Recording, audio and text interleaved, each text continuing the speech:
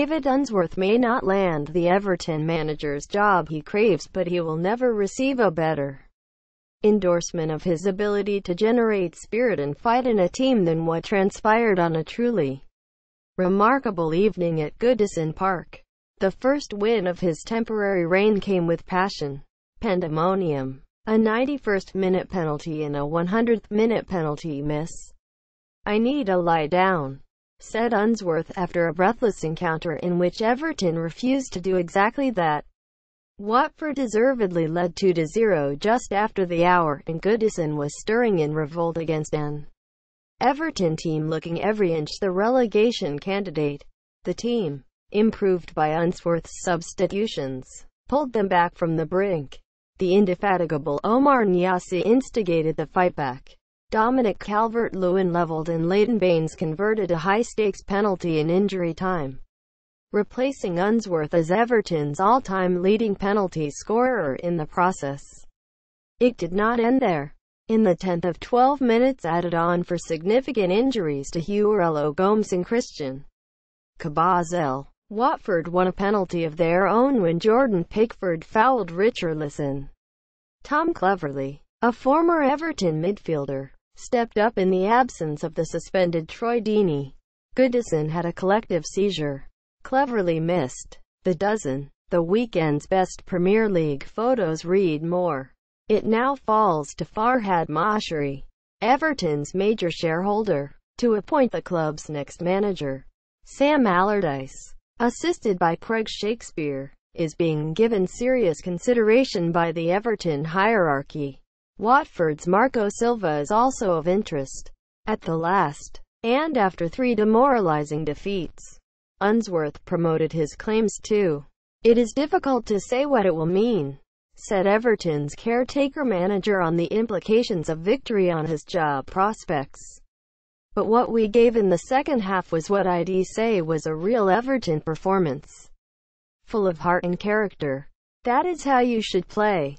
Unsworth has been the model of discretion on the subject of the imbalanced squad bequeathed to him by Ronald Koeman and the director of football, Steve Walsh. But his selections have damned several expensive signings and senior players.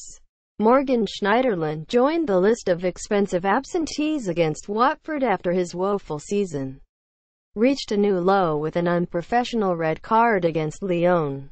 There was an improvement in Everton's pressing game during a flat first half, but their lack of width and quality in the final third was again telling.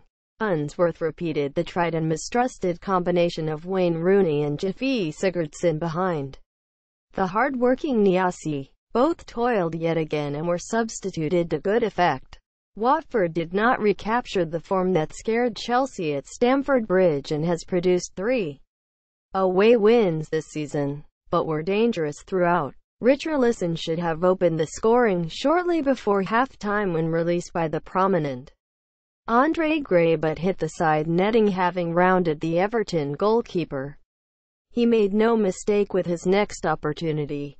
Only 30 seconds had elapsed in the second half when Silva's side exposed Everton's weakness against the counter-attack. Michael Keane was second best in a challenge with Andr Carrillo, and suddenly Watford had 2 men against only John Joe Kenny. Gray clipped his pass to Richarlison, who again rounded Pickford and converted from close range.